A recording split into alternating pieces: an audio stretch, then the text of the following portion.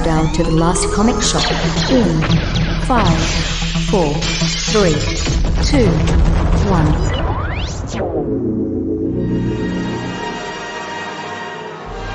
Remember the 5th of November, the gunpowder treason and plot. I know of no reason the gunpowder treason should ever be forgot. Hey! The last comic shop! That's right, we opened the shop up. We made some popcorn this month because we're not only just talking comics, we're talking comics and movies. So we're really opening that tent up for the newbies. That's right, we're keeping the lights on for the oldies that like those movies from 2005? Is that when that came out? It's been a long time. Book that goes with it from 1980, whatever. Oh my God! So some people weren't even born yet. Not any of us. We're old fogies. But some of the new folks, they probably ancient history. And what's not ancient history is me being the host most every single week at the Last Comic Shop. I'm Andy Larson. I'm joined by my regular co-hosts, J.A. Scott and Chad Smith, as well as this week, the wonderful Mikey Wood, who had to be on this week's show because this is one of his favorite comic books of all time. Yes. It is V for Vendetta, talking about Alan Moore. I think this is the second Alan Moore book we've done on the show, right, kids? We've done, Swamp Thing before, but I don't think we've done any other Alan Moore, right? You haven't? Watchmen? No, we did Rorschach, but we didn't do actually Watchmen. We did Watchmen adjacent. Lost Girls? You didn't even do Lost Girls? No, that one's icky. It is icky. We didn't do Tom Strong. We did that on some other show. We didn't do League of Extraordinary Gentlemen. We did that on another show. We wanted to do From Hell. Weren't we going to do From Hell? Yes, I actually read that. That one blew up the last show. Yeah. That's a great book. It's hard to read, but it's a great book. It is a long slog. You need to take a week off of work to read From Hell. Just for the appendix. You'll need an extra time. week. Plus, if you were going to watch the movie, you need to take a week off of work because it's awful, and that's how long you need to recover from watching. You can just watch The Court on YouTube and get all of it. No, we're not talking about. We're talking about V for Vendetta, not From Hell, not Johnny Depp, not any of that. Free V for Vendetta, the comic book first, and then we'll get to the movie adaptation right after the commercial break. But real quickly, let's go ahead and get the creators from the guy that likes this book so much. That's Mikey Wood. So, Mikey, who did this book with Alan Moore? Well, it was Alan Moore and David Lloyd. It started out as a serial in Warrior magazine in Europe in 1982, England. And I don't think they ever finished it in Warrior. I think it went to a certain point and it stopped there. And it was black and white, very limited color, and it works really well, and it's beautiful. And then DC started publishing it in 88 to 89, and it ran 10 issues there. And that's when I first read it, obviously, having not been in England in 1982. Having not been alive in England. Well, I mean, I was alive. I was in high school when V for Vendetta came out, and it was earth-shattering to me. It was just... On their Vertigo imprint. So it was... This predated Vertigo. It was just regular DC. It was just regular DC. Reprints have since been, I believe, branded Vertigo or something. I imagine now they'll be Black Label. Because it was very much an adult-oriented kind of... Well, wasn't that one of Alan Moore's big things? Because they suggested for mature audiences. Yeah. And he was not a fan of that? Well, he's not a fan of anything. He's grumpy. He's a grumpy man. He's a grumpy man. He's a very grumpy man. He'll be upset that we've credited him with working on this book on this show. Right. But he's allowed to be grumpy, though, if you think about it. His output is like so tremendous that he could be as pissed as he wants about it. And he could use the promotion for his masterclass. That's right. Yeah. Have you ever seen what a comic book script by Alan Moore looks like? It's like a telephone book. Oh, my God. It's amazing. Okay.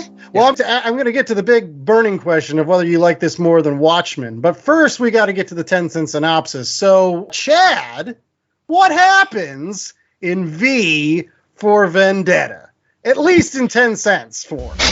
So there's this young lady named Evie, and she meets this guy named B that wears one of those scary Guy Fawkes masks, which I didn't realize weren't a thing until this came out. Yeah.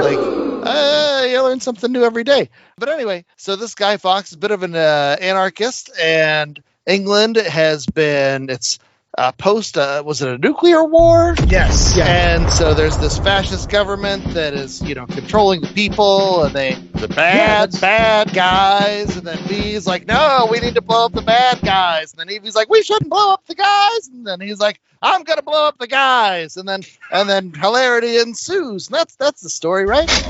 Basically, At least 10 cents version. Sure. Anarchy versus fascism. For the soul of England post Yes. Maggie Thatcher. Yes, that's basically it. But we're going to get to those initial thoughts, and we're going to start off with J.A., since he didn't do either the creators or the 10-cent synopsis. So What he do gets you to do? he gets to go first with like what he thought, because I think this was your first time reading V for Vendetta. It was my first time reading it. It's very different from the movie, much more nuanced. The movie cuts out, well, we'll get to that when we talk about the movie. I really enjoyed it. It's thought-provoking.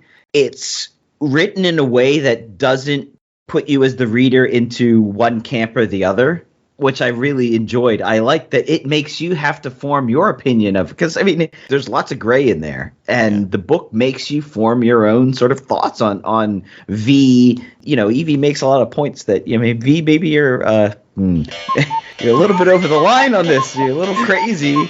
Yeah, no, I agree wholeheartedly that, again, you're unlike the movie, which really portrays V as kind of a romantic swashbuckler almost kind of hero. Like V in the book, he's a murderer. He kills 50 people. He's ruthless. And he's very single-minded. He's got goals, and he's going to meet those goals, and ends justify the means. And you do have to pick sides when, honestly, there's not really a good side to this. Sure, V seems like he's a quote-unquote caped hero, but he's not. And plus the fact that he tortures Evie for no other reason to break her so that she can eventually become his protege, which I think is like the most interesting part of this whole book. This isn't the first time I've read it, but my initial thought is like the first 50 pages. It took a little bit of time for me to get warmed up. And then by about the time that Evie leaves him for the first time, the wheels start churning, and then it just becomes like a snowball downhill. And especially after the whole scene with Evie being in the camp and she's reading the letter and all that stuff. That stuff is like my favorite part of the entire book, I think. It's just that middle part. What does everybody think about that? Like the relationship between Evie and V. Mikey. It is very complicated. There's a reason that V is dressed like Guy Fawkes, and people have misinterpreted this book and even the image of Guy Fawkes, because now that mask has been adapted by Anonymous and all that other stuff like that, and they've missed the point of why he was Guy Fawkes, because Guy Fawkes was not a hero. They don't have Guy Fawkes Day in honor of Guy Fawkes. They have Guy Fawkes Day to lambast and make fun of Guy Fawkes because the gunpowder treason was a failure. And the whole idea of him being this anarchist dressed like Guy Fawkes is, if you know the British history, Guy Fawkes was a extremist who wanted to blow up the Houses of Parliament in the name of some kind of his religious extremism, and it didn't work. So it correlates with that sort of thing because V is not right, and I don't think Alan Moore projects him as right. I don't think he presents them as being in the right. So his relationship with Evie is just like him, a gray area where you can look at what he does to her as being incredibly abusive and horrible. He puts her through basically the same things that he and Valerie, who you learn about later on, went through. But at the same time, you look at what Evie becomes after all of that, and you can see it as a rebirth because she's no longer this weak, confused girl. She's a fighter, and she's a freedom fighter, and you get the feeling that she basically assumes the mantle of V and carries it on and finds her own person that will be the next person to carry on in theory. So he creates a freedom fighter, gives her the tools necessary to become this next step and hopefully do a better job than he does, because she has a different mindset. So yeah, I mean, it's so complicated, and it's one of the most. If you want to look at it at its base, if you want to look at it as like a hero and a sidekick, which it's not really, but it sort of is, it's the most complicated relationship between a hero and the sidekick that I've probably ever read. Well, is it like it's a monster creating another monster so they can weaponize that monster and use it? Well, sure. For their goals. It's like Batman and Robin, except you take it one step further. Like you could totally see this being a Batman story. I'm going to just say it. What I think should happen more often in comic books is the whole thing that doesn't happen, where people pass on the mantle from one character to the other. That's why I always like the Phantom, like the old school Lee Falk, the Phantom, where the Phantom dies, but then somebody immediately takes his place. So everybody in that area thinks that the Phantom's actually immortal because he's a symbol. He's a character that can't die. You can't kill him. He just comes back as somebody else. Yeah. And each Phantom is an different. Idea. Exactly. So V for Vendetta plays with that notion of, like, again, a hero that can't die because he's already replaced by somebody else that brings it one step further. And I think that's fascinating. But at the same time, I thought, this is Batman if Batman was completely effed up. Like, if you took Robin from a kid and tortured him to become another Batman like he was tortured. Well, but that's what they do, though. Just don't write it. That's the Jason Robin. Yeah, he did. What I love about how Alan Moore presents that is early on, he talks about the Milgram Experiment that was done in Yale, where essentially they get these people in a room telling them that there's people in another room, and it's a study on authoritarianism, where basically if I tell you to push this button, you will push this button and you think you're hurting somebody, but if I tell you it's okay, you'll do it anyways. And so you disassociate the pain that you're causing somebody because somebody told you it's okay, and it's not you that's doing it. I'm telling you to do it. So you are able to disassociate yourself from the things that you are causing. And that's how the doctor could disassociate herself from all the experiments she was doing on the lesbians, on V in Larkhill. But then you take that a step farther. That's how V can disassociate what he's doing to Evie. Yeah. And then Evie can disassociate what she carries that on. So it's that I think is really well done. It's like when the Nazi war criminals were put on trial after World War II. They all said the same thing. They were just following orders. They're just following orders. That's all. Yeah. And it's this book is strangely, like, reading it now, with all the knowledge and all the past things that we've dealt with in America politically, it's really strange to read "Make Britain Great Again" in the pages of this book. You can't not get political when you're talking about this book. So it's weird and strangely prophetic and scary to read about this and see how easily plausible this kind of thing is. Probably wouldn't take much to get us, or England for that matter, or anywhere, to that point. I read Alan Moore when he talked about the setup for the book. He was basically saying, so the idea is that Margaret Thatcher and the Conservative Party in England were voted out of power, and liberals came in and passed a lot of pacifist laws, like withdrew, and then got bombed in a limited nuclear war.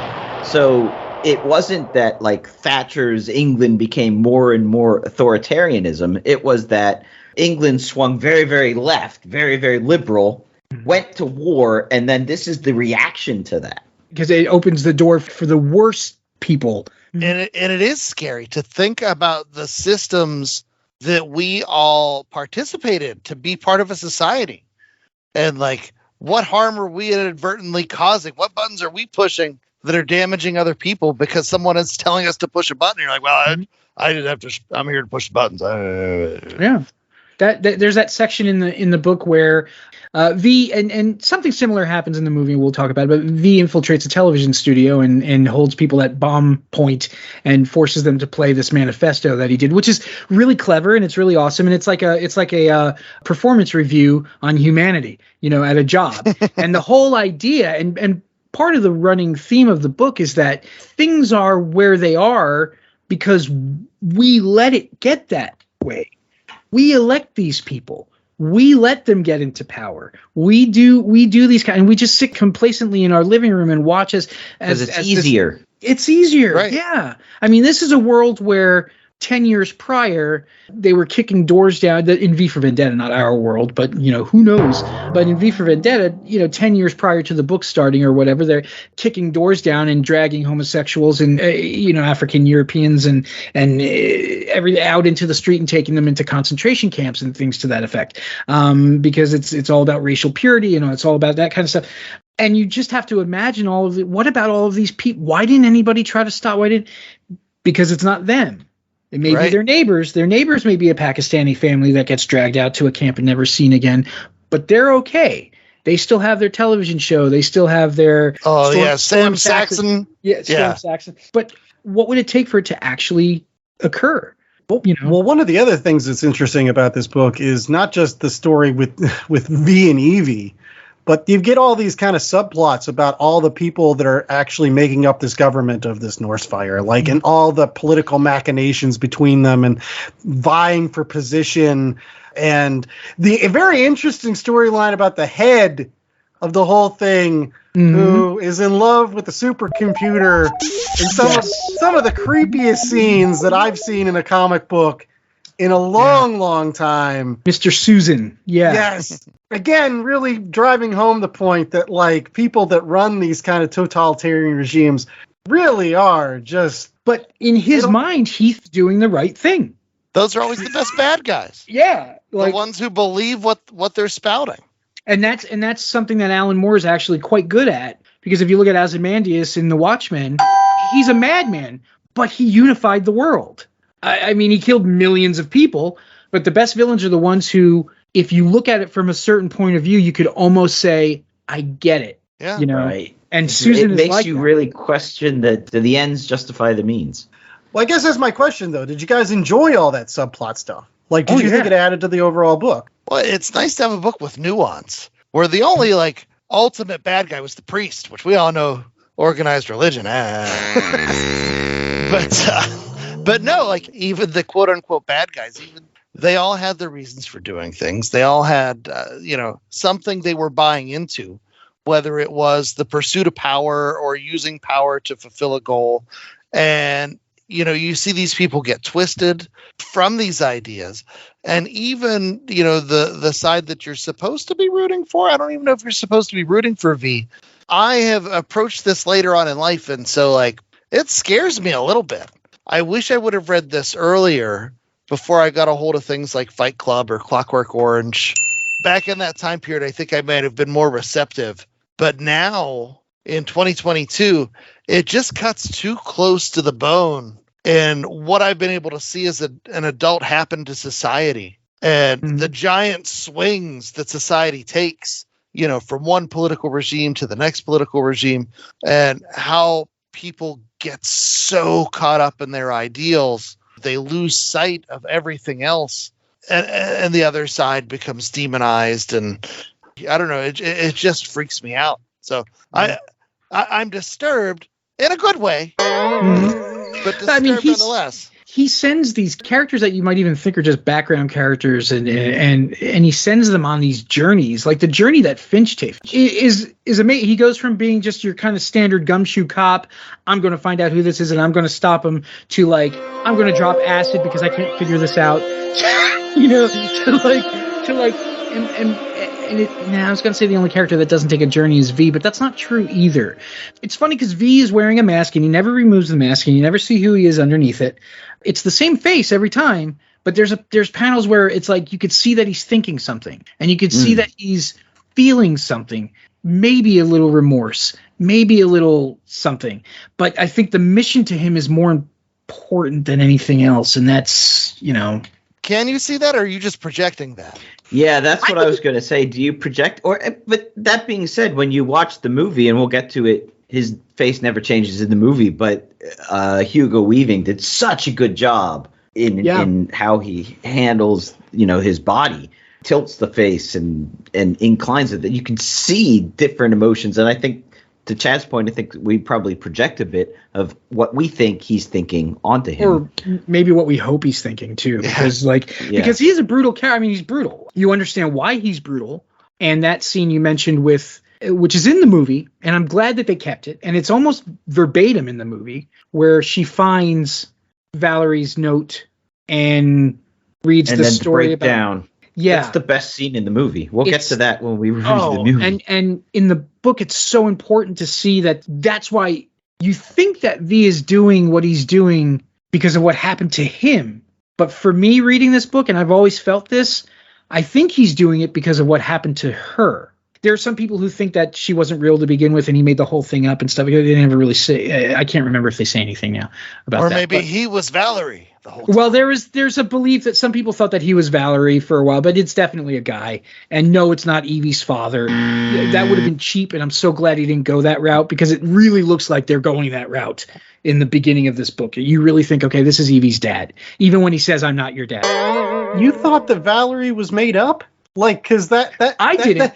I mean, because I don't. I mean, that whole scene where he's talking about like again, to your point, this is why I'm doing it. Is because I found this note. This is what changed me. This is what made me want to break out and go have my epiphany in the rain or in the fire, I guess, for him. In the fire, yeah. Yeah, you're right. I think it's Valerie that sets up what he does, and then she has the same reaction, you know, to her basically saying, we may never see each other, but to know that I love you, and to see like that kind of human warmth and decency from somebody that you don't, even in the dire of circumstances, is very hopeful. And that's I don't know. I think Valerie's his Tyler Durden. You think it's a separate... That's the first time I ever cried, and it might be the only time I ever cried reading a comic was when I read that. When that issue came out, I had never in a comic read anything close to that. Just heart-wrenching. And I think in the movie we'll get to that. They changed it wasn't a nuclear war, it was a virus and all this other stuff. But it's just such a good book. And it, for a while there, every time I read it, I got something different and I felt something different about it. And I think the same thing still happens. You know, I read this during the Thatcher administration but I didn't know anything about it because I was just some idiot American. But then, you know, later on, it was like the whole poll tax riots and all that other stuff. And you got to know Thatcher through U2 and the music that was going on that way. You couldn't not learn what was going on. And this was an education reading this book. You said even the bad guys are gray areas. Like the doctor, she's been living with this horrible guilt this entire time to the point where she's thankful that V is ending it for her. Either because she just never really had the ability to do so herself or what. And in the most humane way. If you can say that you humanely kill somebody or humanely murder somebody. Yeah. Like, I mean, understand, this came out in the middle of Batmania. This came out in the middle of like where Batman was the thing and people were going crazy about that kind of stuff. And in the US, the DC release of this. Yeah, the DC release. It was such an antithetical. Thank you. To what I was actually reading at the time. Because at the time I was like reading Batman and Checkmate and things like that. And this was like part of what molded my brain into the reader that I am now. And I guess that's probably why I love it so much and why I can't stop talking about it. And I'm sorry. That's all right. Let's go ahead and get to ratings. So Jay likes to give us 1 out of 4 scale. I think this one's going to be fairly easy, but we'll see.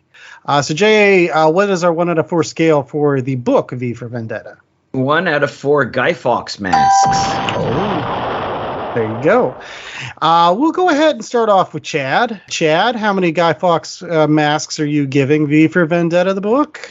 Well, like I said, I don't like it. It's disturbing. Anytime you can give young people some dangerous ideas to mill about and watch what happens. I feel like that's what this does. It goes through and it plays with dangerous ideas. It talks about the effects of dangerous ideas. Going into the movie, the stuff it's inspired and the people that have picked up from this scare the stuffing out of me too. Like, I'm a fat old man now. I'm on the side of complacency. It's unnerving stuff. From a craft standpoint, the David Lloyd artwork, it is so photorealistic and it is so disturbing whenever they drain all the color out of things and like that's what it's like in a fascist society. And like, it's hard not to say that it's fantastic, but yeah, I still don't like it. I don't like being disturbed. I want happy things. This is not a happy thing. So, rating? 4. All that for all right, fine. J.A., how many Guy Fawkes masks are you giving this? So, Chad, I'm glad you mentioned the art because we talked a lot about Alan Moore and the writing and the plot and the story, but I feel like, we would be giving the art short shrift if we didn't mention it. And because you mentioned it, I won't repeat it, except to say that I really do love that minimal use of color, the very subdued palette, lots of blues, lots of pastels, just beautiful. It really made the line art and the inking come out, and there's a lot of a lot of ink was used in this book. Mm-hmm. People who come to this after watching the movie, I think, are going to be in for a bit of a shock. I think it helps to have an understanding of England in the 80s because it is a very English-centered story. It's telling a story about fascism and anarchy and fascism in England in the 80s.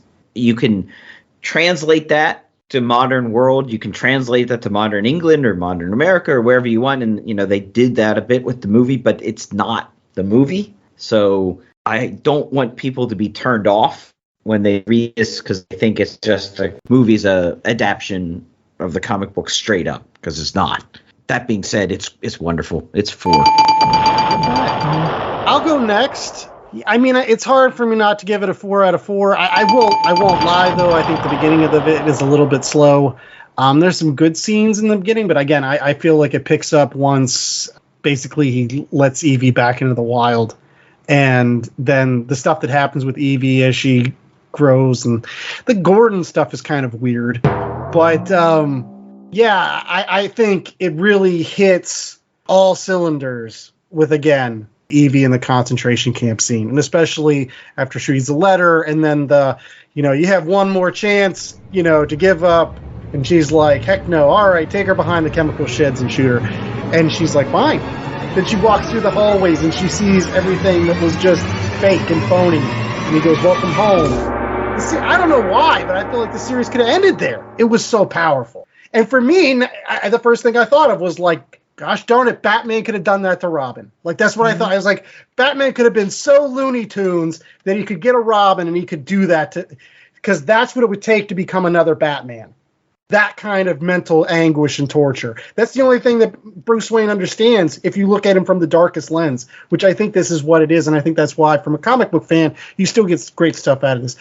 Mm-hmm. I will say this. It's a hell of a lot better than the movie, which we'll get to right after the commercial break. So it's a 4. The movie, not so much, but we'll get to that. That's weird. Let's go to Mikey Wood. It's his favorite, one of his favorite books. It is. And that's weird because I actually kind of like the movie as a different thing, as its own thing. We'll get to that too. But you mentioned that you wanted to know if I liked this or if I thought it was a better book than The Watchmen. It's hard to answer that question because I think they're different. I think they're different books. One is a commentary on comic books and superheroes in general, and I think it's very cynical, and I do love it because it is also a work of art and a masterpiece. But this affected me differently. Watchmen didn't affect me. Watchmen entertained me, and I enjoyed it, but it didn't affect how I thought. And yeah, like David Lloyd's artwork is beautiful, and also he's done lots of really good stuff. He did a book called Kickback, which is really cool, which is like a crime book, and he did some stuff with Hellblazer, and he did the Time Bandits movie adaptation, which I have. But anyway, this is a 4. This is a 4 for me. If I could give it more than that, I would. I think it's essential. And again, and I know you guys always give me crap but this is a book that Marvel would never have published. Ever. They would not have put this book out. It's just not what they do. And it's another reason that I love DC and that era specifically of DC between 86 and like 95 or something. It's just like so many books came out that just made me think on levels that I never thought about before. And it's a lot of reading. But it feels like it flows. For me, it flows. Oh, yeah. Once you get into it, it goes so fast. We'll be right back after these commercial breaks with our movie review of V for Vendetta, so stay tuned for that. We interrupt this program to bring you a special report. We are Cheap Seat Reviews, the podcast that explores the Hollywood film industry for the greater good. The greater good. Join us each week as we dive into the depths of streaming movies for the greater good. The greater good. You can find us on Twitter at CheapSeatCast, Facebook.com/CheapSeatReviews, and our website is CheapSeatReviews.libsyn.com. All for the greater good. How can this be for the greater good? The greater good. Shut it! Hazel always knew there was something special about her cat Mooney, but she's still shocked when Mooney opens his mouth to tell her he's just had a vision.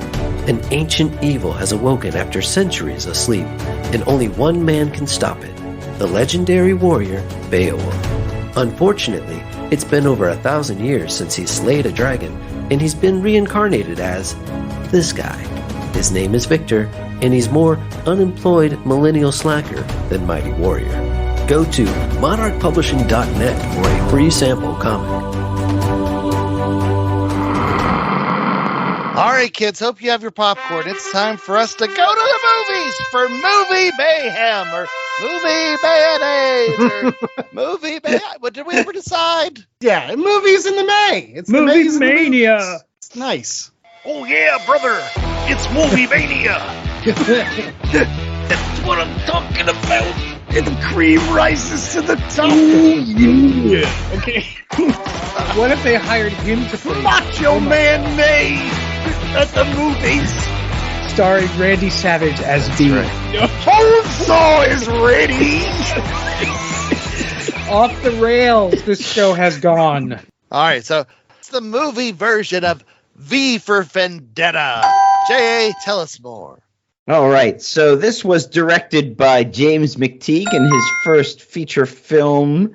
The screenplay based on the comic book was by the Wachowskis of The Matrix fame, starring Natalie Portman as Evie, Hugo Weaving as V, Stephen Ray played Finch, the detective Stephen Fry, in a very wonderful role as Gordon, but very, very different from the book's Gordon. And John Hurt as the evil head honcho of the government. And can I say how much I love John Hurt? I love John Hurt. I think he's awesome. Anytime he's in, he was my favorite thing in Hellboy. I liked him as Professor Broom. And also sort of, he's come 360 because he played Winston Smith in a film adaptation of 1984. Right, so, yes. There you go. Which And, I think is one of the reasons they cast him. I think it was a subtle... You see how different this is? Yeah, but anyway, guys. Well, I'm going to go ahead and give the 10-cent synopsis of V for Vendetta, and it's going to be 10 cents. As J.A. pointed out, it's a loose adaptation of the comic book because there's a lot of stuff that's cut out and thrown to the wayside, and the Gordon character is completely different. Yeah, Gordon's no longer a gangster. He's some guy that runs, I don't know, he's like a late-night talk show host or some garbage. He's better in the movie. No! Yes. He's a throwaway character in that. He's a throwaway character in this. Nah, he's dumb, and that's my initial thought. I'm going to go ahead and jump into that. From a synopsis into my thoughts on the V for Vendetta movie. I watched the V for Vendetta movie when it first came out, and I had not read the book yet. I was not a very good comic book person at that time. Shame on me. But I watched the movie, and I thought it was okay. I was like, yeah, this is not bad. But then I went and I read the book because I was just like, well, I should. And then after that, the movie was garbage! Hot garbage! Hot, stinking garbage! And I will sit here on this show with my thoughts. And you guys can make me think otherwise. That's your job. But my job is to tell you that there was a forced romance between Evie and V, which didn't have to happen. All of the great subtext and with all the party members cut out. Yeah, I think the only thing that was good about it was they were very faithful to the concentration camp scene with Evie. And rightfully so, there's a good reveal of the letter from Valerie, which is just as powerful in the movie as it is in the comic. But everything else is garbage. Hot garbage. Hey, kids, this is your Uncle Mikey speaking. There is no romance between Evie and V, just so you know. I think it's a love. I don't see They kiss. They goddamn kiss. It's smooching. Like, yeah, there's a scene on the train station. He's dying. He's coming back, and she's like, yeah, she kisses him. She kisses Right, the she man. kisses Well, him. yeah, but she kisses him like you kiss. Oh, V, where are you going? That's Stay love. with me. Run away with me. No, I didn't channel that at all. What? Yeah, I didn't see that. I In the never saw it that way movie, either. you Yeah. didn't see that. But no, I know. Yeah, Run no, away but with I me. didn't view the kiss the way you're viewing the kiss. As a romantic. Oh, there is. Oh, Andrew, there is. I think. you're projecting. You're projecting No, something on I'm there. not. He's projected they sit on a couch together. They kiss Heaven at the end. forbid. No. You guys want to defend it. But the people that are really listening, they know that they were trying to shoehorn a relationship because he's the masked vigilante and she's Natalie Portman, who's gorgeous. So, like, why wouldn't you have a romance with her? I don't know. I would. But I'm not V, and I'm not from this book in which Evie is supposed to be her protege. And then she's not even her protege in this. Not even close. Like, she runs away from him at one point. Like, it's crazy. Go ahead, guys. Defend this movie. Well, you know what? We just talked about how much I love the book, and I do, and it is my second favorite comic. Sandman's my favorite comic, but this is my favorite. And I kind of like the movie. I think the movie does the best that it can to be what it is. It hits several of the important notes of the comic, and it hits them very well. They're almost word for word from the book. It alters certain things. Like, Evie is not a 16-year-old girl. She's a 20-year-old who works for a media corporation. It's not as subtle, very heavy-handed with these are supposed to be fascists and Nazis and this is what it looks like kind of thing. It's not about Thatcher's England. It's more about Bush's America at the time. And whereas I prefer the ending of the Watchmen movie to the ending of the Watchmen comic, believe it or not, I don't like the ending of this one. I think the ending of this one, while I get what they're going for, and it works in the course of the movie, I prefer the ending of the book. But to make a movie of this at the time that the movie was made, I think it succeeds on that level, and I can enjoy it as its own thing separate from the source material, which I greatly prefer. Well, I think it's very important to consider when this came out. As in the States here, we were trading our freedoms for safety and convenience. You know, it's a commentary on that, but it's also from the Wachowskis, which at the time were the Wachowski brothers. And so knowing what's happened to them over the years and, you know, things that have come to light, like it adds a whole other layer to this particular story and understanding why they would want to tell this thing. But at the same time, so much of the nuance is sucked out of this. And it's traded for flash. It's traded for flair to make V look cool or to, you know, make V look like he's the hero. And while I don't know if I felt as strongly as Andy did about the romantic aspects of things, there is a little Stockholm syndrome with Evie and V there where you can make the argument for sure. But I think so much of it comes down to the fact that this was made in 2005. Before the environment we live now, where everything becomes a streaming series and you have 6 to 10 episodes to go through and explore these things, like, this had to be a movie done in 2 hours or so. Would it have been the best way to do something like this? Probably not. Whereas the book is fantastic, and it's something that, you know, like I said, it's deeply disturbing, and I would recommend. The movie is something that's like, yeah, I watched that. I don't know. Jay, what do you think?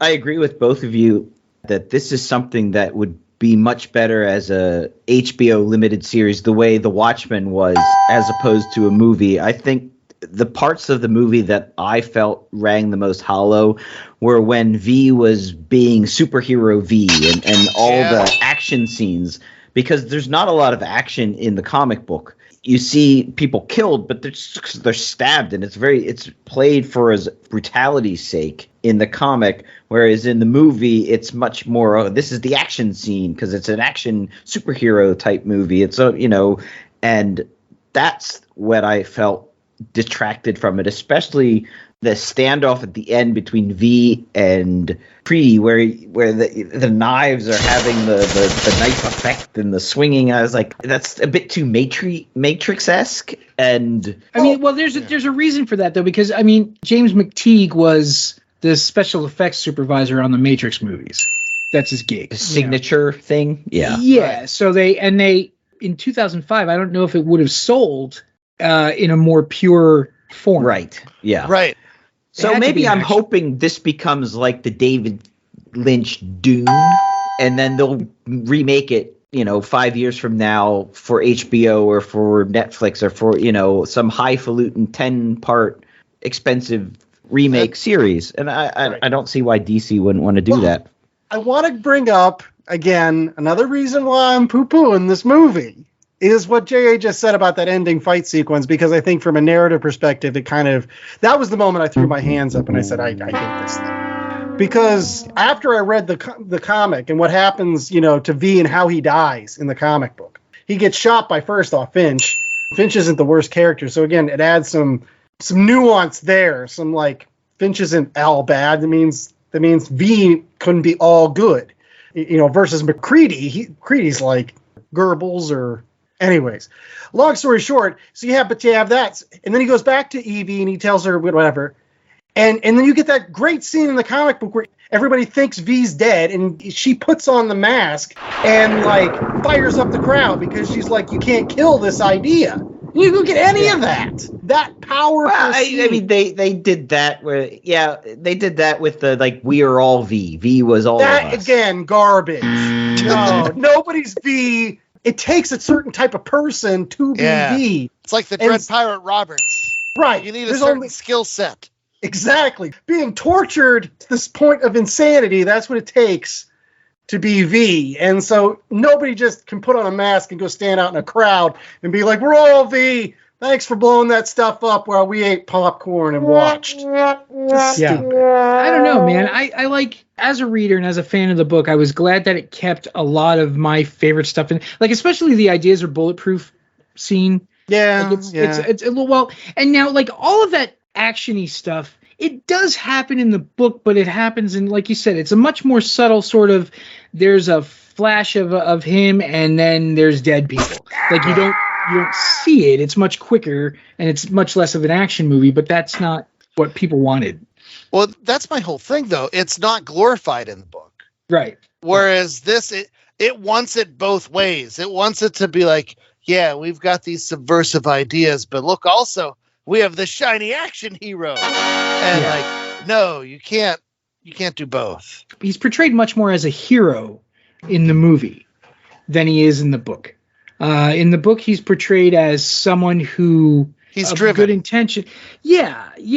No, I think vengeance is an idea that a lot of human beings can get behind. I think at all points in our lives, we've had somebody that's like, that person cut me off or that person screwed me. And we're like, yes, vengeance. We understand. It's like justice, righteous justice. Like everybody feels that. So like, that's a very quote unquote heroic thing, rising up as the underdog and getting even with the people that put you down. I don't think that's exactly kind or benevolent. I think that's just something that human beings are hardwired to say, yeah, that makes us feel good. And so that's the difference. And that's what you get in V the book, to Chad's point, in V the movie. It's glorified. It's like, yeah, you should root for those people that... Well, because they're taking vengeance on, Nazis personified. True. And I will say that is one thing in retrospect, now that like many, many years later, that the movie does do well, is they make it a virus. Like that whole thing now with everything that happened with COVID, I'm just like, yeah, that's much more scary. And I could see how like society would go crazy because it did. Nobody wears masks until they send them in the mail. And then I'll put them on for that big gathering at the Oh, there you go. That part is the only part that I wasn't like. I kind of liked certain elements of it, like the little girl spray painting the thing and having it showing that the things that he's doing are sort of planting the seeds of rebellion against this thing, which is good. I didn't like the whole, You'd But think the logistics of sending. I mean, you'd think some the manufacturer suspension of reality. Everything else I was fine with. I could suspend reality for all the other stuff of the movie, but I couldn't suspend for the logistics of sending all those masks out. I mean, sorry. Do you know how much money that would cost? FedEx is not cheap. You mentioned Stephen Fry's part, and I really honestly think that he's a better character in the movie than he is in the book. In the book, he's a sort of like low-level gangster kind of guy who's involved in some sort of thing, and he's there and he takes her in and they have a romance and then he's murdered. And it's another step for Evie and it's important for her journey. But in the movie, I think Stephen Fry's version of this, I think it represents sort of her dad and what happened with her father, and it's showing the audience that it's happening again and it can happen right now to anyone. And he's sort of he's the embodiment of the sort of the liberal who is quiet, but at the same time collects everything that's being lost. Well, he's Bizarro V. He's who you kind of want V to be underneath the mask. It's kind of like you're like, oh wow, that would be really cool if it turned out to be, But I'm glad that they never did the. I don't know if you guys knew about James Purefoy. He was originally supposed to play V in this, and he backed out, and they said that it had something to do with him not being able to act in the mask. And that's something that Hugo Weaving does really, really well. Plus, he gets that great scene as Agent Smith when he comes up to Evie in the concentration camp cell, and he's like, all I need is a name. Yeah. Mr. Anderson. That poor guy. All the movies he did, and that's all he's going to be remembered for. Well, we got to get to ratings here, because I don't even think we can have recommendations on the show. We're already at almost at close to an hour with this great conversation. So let's get to ratings, and we'll wrap up this show. So, J.A., what do you got?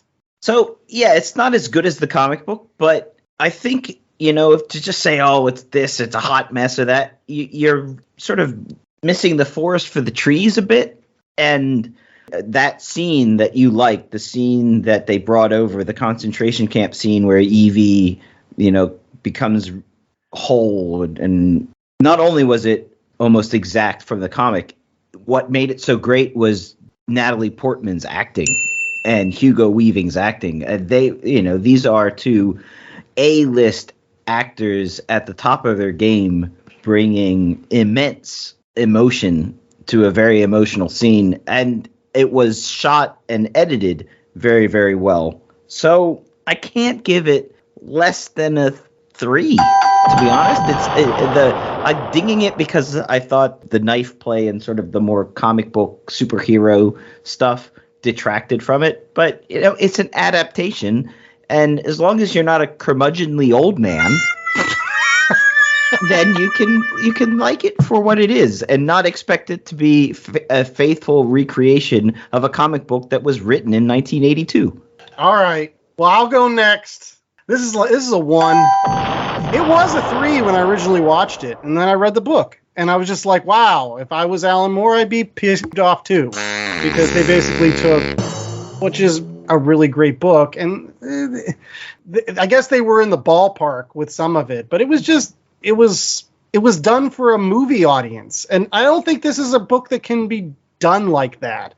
And so maybe I'm like V in this, and I just have vengeance in my heart. I have vengeance in my heart that I read this book and I wanted people to pay after it because it wasn't as good. And so maybe I should have just never watched the movie. I will say this for this show. I tried to sit down and watch it again. And I just fast forwarded to the Evie and the cell part because that's the only part I really liked. That's it. So 1, Chad. Wow. So I'm not going to be that harsh, but when we're dealing with something where so much of it is wrapped up in ideals and idealism, the movie brings you like a train packed with dynamite crashing into reality, and those trade-offs you have to make to get a movie made. And to work within the studio system, and how could you make a movie about such anarchist ideals and a situation where you have 1,000 people having to work together to process all the special effects and all the different nuances that have to go out into the movie, and like it sucked the life out of the story for me, and the trade-offs they made were just too great to get this turned into a big budget blockbuster.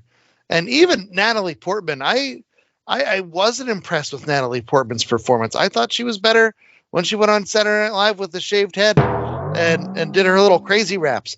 I saw more emotion and more authenticity there. I felt like this was, I'm trying to be an actor, and I didn't buy it. Hugo Weaving I thought was great, but at this, like I said, at the same time, the intention was there, but the stuff they had to give away to get this made into a movie, the end product, I guess, just wasn't something I would champion. And so I'm not going to go as low as a 1. I'll say it's a 2.5. I genuinely feel like they bastardized the source material.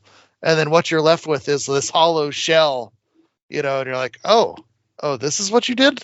Oh, that's where I am. That kind of sounds like a 1 kind of rating towards the end there. But anyways, Mikey, go ahead. Mm-hmm. Well, you said if you were Alan Moore, you'd be pissed, right? If I were Alan Moore, I'd cash my check and shut the hell up. Thank you. Seriously, it's you put these things out into the world and they become the world's. I know people cry about the Watchmen thing too, and all what they did with the Watchmen. Whatever, just pay them. That's all. So anyway, what I managed to do somehow is separate things in my brain. Like, I actually enjoy the League of Extraordinary Gentlemen movie. To a point. It's a pulpy, like, of all the bombshells dropped on this show. Yeah, well, it's like a pulpy throwaway adventure movie that happens to have a title of a comic book that is way better and much more involved. Captain Nemo in the movie is awesome. Thank you very much. Yeah, that's all I want to say. Title, and that's about it. And that's how I try to look at these kind of things. Like, I think it gets the important parts, and was surprised when I saw it that they didn't hold back when it came to the Valerie story and all that other, and the Evie thing. And Evie walking out and standing in the rain, that scene in the movie is just, it's phenomenal. It's just fantastic. Sorry, I was choking on some of the scenery they were chewing there. Go ahead. Well, they do, yeah. It's very overdramatic, and it's very, it is. It's a very Hollywood, but you have to kind of take it as its own thing. So it's like close, like a 2 3/4 kind of thing for me. I enjoyed it enough to own it. I like the book much more. I returned to the book many more times than I do to the movie. I don't think I've watched the movie since, I don't know, probably like a few months after it came out on DVD. I mean, maybe once or twice or something. I don't know. But yeah, like, I can enjoy it for what it is. And I can appreciate what they were trying to do. And I can understand the difficulties in translating that story to something that's going to be marketable to an American movie audience. Like, I can appreciate it. Maybe it never should have been done in the first place, but it's there, So it's the same as the Stallone Judge Dredd movie. Like, you guys talked about Dredd. I can enjoy it because the production design is really, really cool, and it's better than the Carl Urban one. It looks more like the comics than the Carl Urban one does. But I am the law. That's right. All right. Well, we hope that you enjoy more episodes of The Last Comic Shop. I guarantee that next week we'll have some recommendations for you. Maybe we'll do double duty next week, but we don't have time on this week's show because we had such great conversations about V for Vendetta. And you can make sure that you check out all of our other great conversations on comics by going out to our website, www.lastcomicshoppodcast.com. It's a terrific place where you can find all those podcast links, as well as a link to YouTube, where you can find great videos of sometimes the four of us, because Mikey Wood's in some of those videos as well. And make sure that you check us out next weekend at Three Rivers Con. We'll be there shaking hands and kissing babies and doing a panel on that Sunday. So make sure that you stop out if you happen to be in the Pittsburgh area at the David L. Lawrence Convention Center for Three Rivers Con. And you can find information on that on our social media, right, Chad? Absolutely. At Last Comic Shop on Twitter and Instagram. And for recommendations, just get some Alan Moore stuff. I mean, he'll be angry and upset regardless, but there's tons of great stuff out there. Read Tom Strong. That stuff's great. Or read Doc Savage, because it's the same thing. If you want to read another sort of Alan Moore-esque thing, go read Planetary. It's all about the comic book industry as well. So there you go. And while you're at it, check out our merch store, because we have Guy Fawkes masks on sale this week only. Well, no, not really. But we've got nice shirts and tote bags. They actually have Guy Fawkes masks in Target from some video game YouTuber. Wow. Like knockoff versions, not the... But, like, that's the world we live in now. Well, one thing that's not knockoff, though, is our Last Comic Shop summer t-shirt, now available out on our website. So make sure that you go out there, get some summer tees for the beach with the new Last Comic Shop logo, with all the palm trees and the hula girls. And ooh.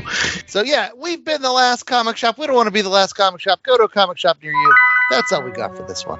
And until next week, I was the host with the most, Andy Larson. I was joined by Jay Scott and Chad Smith, as well as the marvelous Mikey Wood. And we hope that you stay safe, stay victorious, and remember, the 5th of November. Of May? Because it comes right after the 4th, and if you don't remember that day, I guess you need to buy a calendar. Thanksgiving's coming. Get your yams.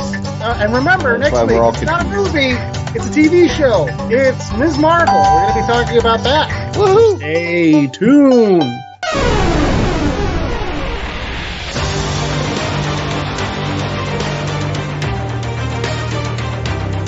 The Last Comic Shop was a 2022 Black Angus production.